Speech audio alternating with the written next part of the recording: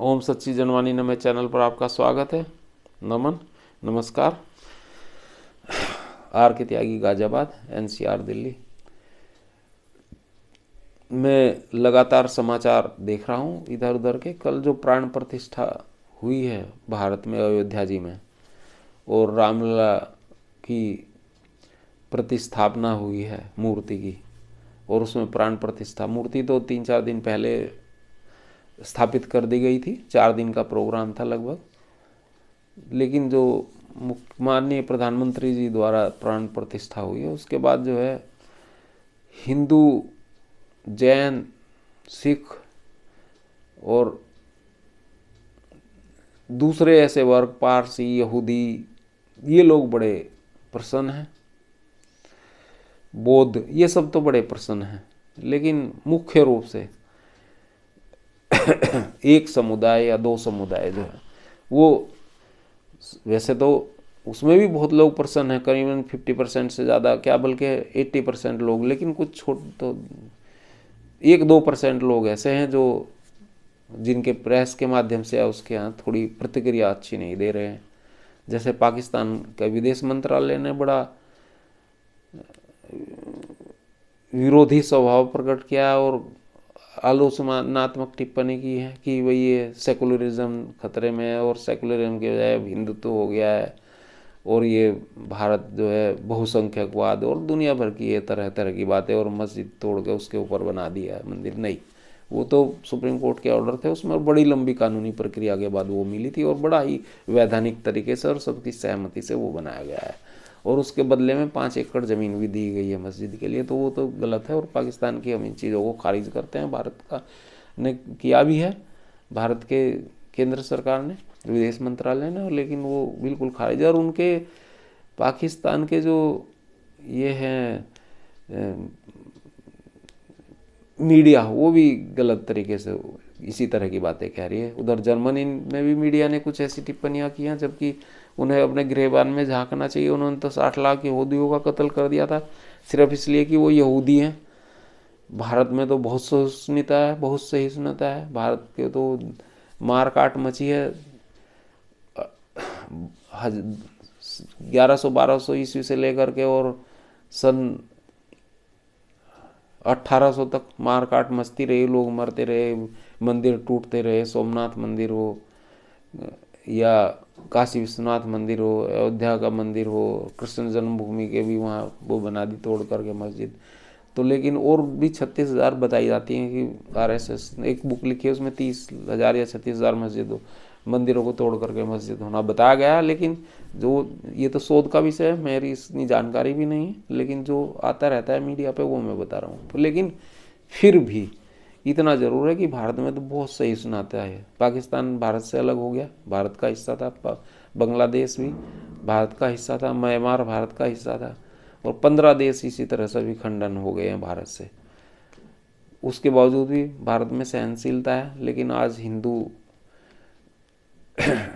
हिंदुओं के नेतृत्व में भारत जन जागरण और सांस्कृतिक पुनर्जागरण की राह पर है और विश्व गुरु की राह पर है भारत। और प्रधानमंत्री श्री नरेंद्र मोदी जी उसके अगुवा हैं और नेतृत्व कर रहे हैं देश का भी। और उधर हमारा संघ आरएसएस जो है वो भी, उसका बड़ा रोल है। 1925 में उसका गठन हुआ था और लगातार वृद्धिशील है, और एक से एक प्रतिभाएं वहाँ से निकल रही हैं और देश को संभाल रही हैं। हमारे एनएस से अजीत डोभाल जी हैं, उन ऐसे लोग जब भारत को मिले हैं तो आज भारत की अर्थव्यवस्था भी बहुत तेज़ी से बढ़ रही है। बहुत पीछे थे हम जब भारत आज़ाद हुआ, और उसके बाद जो है अभी 10 साल पहले भी हम 10वें-11वें नंबर पर थे। आज हम 5वें नंबर पर हैं और जल्दी हम तीसरे नंबर पर आने वाले हैं। सभी रेटिंग एजेंसियों ने ऐसे घोषणाएं की हैं और प्रिडिक्शन दिए हैं। उसके अलावा भारत की डिप्लोमेसी, भारत का सामरिक शक्ति की बात करें तो भारत की एयरफोर्स तो लगभग तीसरे नंबर पर होगी, और मिलिट्री पावर चौथे नंबर पर बताई जाती है, पर हमें तो तीसरे पर ही लगती है। और नेवी में हम थोड़ा सा पीछे हैं, नेवी में, लेकिन बहुत शक्तिशाली है नेवी भी भारत की, 4-5 नंबर तो उसका भी है। लेकिन फिर भी हाँ, एयरफोर्स भारत की बहुत ताकतवर है और स्थल सेना भी बहुत ताकतवर है, आर्मी बहुत ज़बरदस्त ताकतवर है। दुर्गम पर्वतीय क्षेत्रों में कारगिल, सियाचिन ग्लेशियर और लद्दाख, लेह, यहाँ अरुणाचल प्रदेश और दुनिया भर के जो क्षेत्र हैं उनमें बड़ा दम दिखाया है उन्होंने, और भारत और चीन और पाकिस्तान को दोनों को छका दिया है एक साथ। तो और हमारे एक सेनाध्यक्ष ने कहा भी था कि हम 2.5 मोर्चे के लिए 24 घंटे तैयार रहते हैं। और अब तो नए नए हथियार आ रहे हैं देश में, और नई नई बैलिस्टिक मिसाइल्स और super cruise missiles, BrahMos missiles 15-20 हज़ार से ऊपर हमारे पास होंगी। ब्रह्मोस मिसाइल ही शायद चीन ने जैसे एक बार आंकड़ा जारी किया था, वो ज़्यादा भी हो सकती हैं।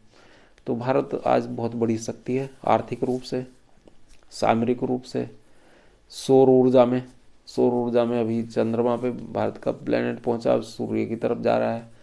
और अंतरिक्ष में बहुत भारत का इसरो संस्थान बड़ा ही उच्च कोटि का संस्थान है, विभिन्न पैरामीटर्स उसने स्थापित किए हैं।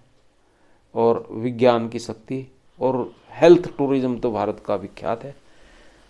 यूएसए और दूसरे देश जो हैं जहाँ 15-15, 10-10 दिन में मेडिकल एड मिलती है, यहाँ आधे घंटे के अंदर वो मेडिकल एड मिल जाती है, और 50 गुनी सस्ती, और इंटरनेशनल लेवल की।